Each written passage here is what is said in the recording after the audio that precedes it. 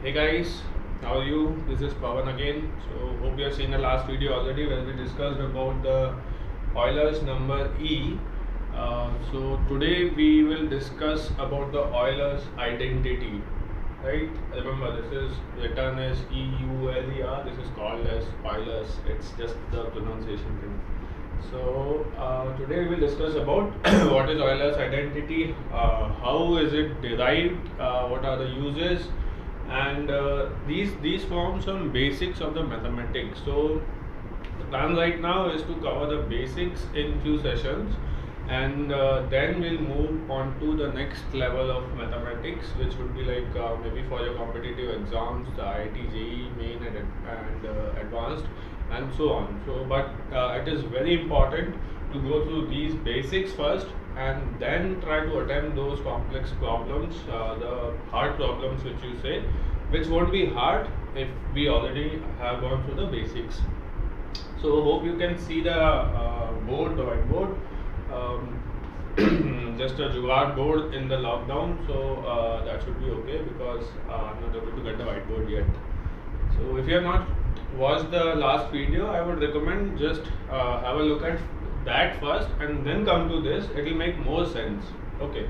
So let's start. I've already written down the things. I'll take you through the step by step, and then we will see what is the Euler's identity, why is it important, and all. So before going through, these are some of the basics things which you must already be knowing, right? E to the power x. These are the series. So I have written series of exponential, sine function, and cosine function, right? So sine function series you will be knowing it already. I just written it for reference, ready reference. It's 1 plus x square by factorial 2 plus x cube by factorial 3 and so on.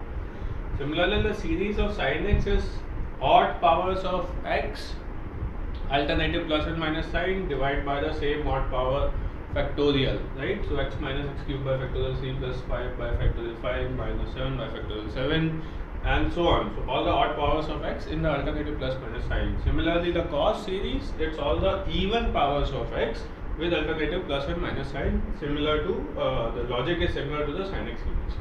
So these three series we will look how these are important in arriving at Euler's identity.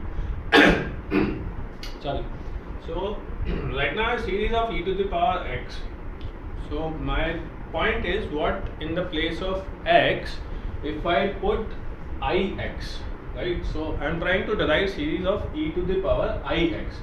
So very simple, right? Just replace x with ix. What will you get? You will get this series 1 plus ix upon factorial 1 and so on, right? So what important derivations can we have from this thing? We already know that I square equal to minus 1. I is the complex number and the square of it equals minus 1 and the fourth power of it is equals plus 1, right? So I'll just replace these values of I which I know. So I'll replace I square with minus 1, I cube with minus I power 4 with 1 and so on. I get this series 1 plus ix minus x square upon factorial 2 minus ix cube upon factorial 3 plus x power 4 upon factorial 4 and so on. Now if you notice in this series you have some numbers which are real without the this number I, without the complex part, right? And some are there which have this complex part which contains the number I, right? So I am just segregating the complex part and real part from this series, right? What do you get? You get 1 minus x square upon factorial 2. These are the real parts. I have written it separate in this bracket, and the complex part I have written it separate in this bracket. This is the series of e to the power ix we are trying to simplify, right? Now observe what is this series. These are the even powers of x with alternative plus and minus sign which we saw in the start. This is a series of cos x. Just write cos x, and this similarly is the series of sin x. This becomes e to the power ix equal to cos x plus I sin x. This is very important transformational formula from complex world to the trigonometric world, right? So for complex number, you have a similar expression you can write in the trigonometric form.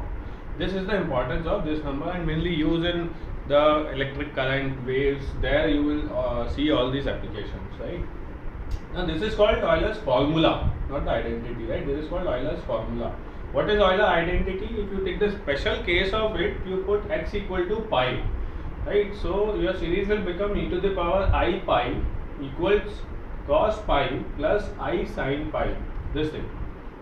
And you know sin pi equals 0, cos pi equals -1. This will become e power I pi equals -1, or e to the power I pi plus 1 equals 0. This series is a special case which contains two irrational numbers, the pi, the e, one complex number, the basis of all complex numbers, the basis of all natural numbers, and 0, without which there is no possibility of recurring numbers after 9, right? You cannot write 10. You can't go into the 10th and 100th value and so on without 0. Your counting would stop at 9. Okay, so just revising what have we learned.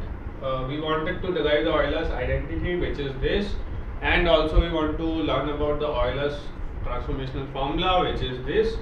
So how do we do? We have taken a series of e to the power x, sin x and cos x. We are not used, we just have initiated with e to the power x series. So this series, put x equal to ix, you get this series, you break it in the real and complex part, you get cos x series and sin x series, and this becomes the Euler's formula. So we have learned series, of course, e to the power x, sin x, cos x, and Euler's identity and Euler's formula in today's lecture. Hope you have liked the video, and I would recommend you also see the last video where you will learn about the number e. We have talked in detail about this number e. In the next video, possibly I will be taking you through the formula, the derivation of formula sin x plus y equal to sin x sin y and sin x cos y and so on. That formula, the sine and cosine formula, I will be taking you through sin x plus y cos x plus y. Okay, thank you for watching.